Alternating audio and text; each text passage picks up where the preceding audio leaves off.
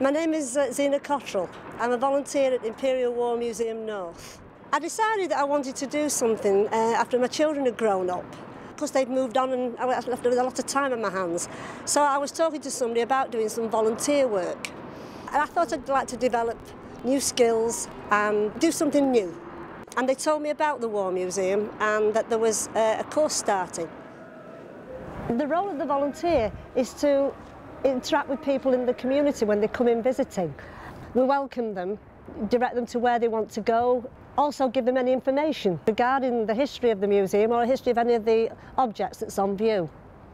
The volunteer programme helps us to learn about different objects that we would probably never know about otherwise. We learn about the history of the different objects, both the large ones and the small ones. We then have a chance to develop a certain interest in a particular object. Mine in particular was the tank, mainly because they were built by women. In 1941, the Russian women built the tanks, the old men and the boys did the underneath carriage.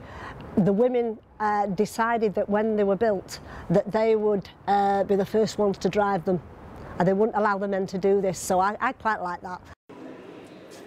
This is Gary and this is Paul. They're here working on the information trolley. This is a baby gas mask, and it's 70 years old. Yeah, well, the baby is put inside and tightened up, so it's airtight. And then the respirator is used to pump air in. It's got like a nappy strap to put the baby in. Yeah, it's in a metal frame. For when there's twins or triplets, the nurse can carry 2 or 3 at once, hang on the wall when necessary. And adults who come in quite often resonate with this because they remember using one at the time. I enjoy working on the trolley because you're actually teaching a lot of museum visitors about these handling objects. You're teaching a lot of children as well. There was every kind of ship that I saw coming in this morning, and every one of them was crammed full of tired, battle-stained and blood-stained British soldiers. My mum told me about these knitting groups that were set up to help the forces. So when I saw this scarf pattern, I thought, oh right, there's a connection. That's not just a story now, it's a reality. So I thought, seeing as I do knit, I'll have a go at this and see how it turns out. You can't actually see a lot of the pattern on here, but as you're knitting it, there's actually a plain piece that's a plain square, and I wondered what that was about. Couldn't find out anything, but it was one day on the trolley when I was explaining to some of the visitors that came in, and one of the ladies said, oh, she says, I know what that is. She said, that's to put the badge on. German plan for invasion of England. Phase 1. Knock out the Royal Air Force and its bases. This is Brian, who works on our Your History section. A great uncle of mine was killed in 1917 out in France.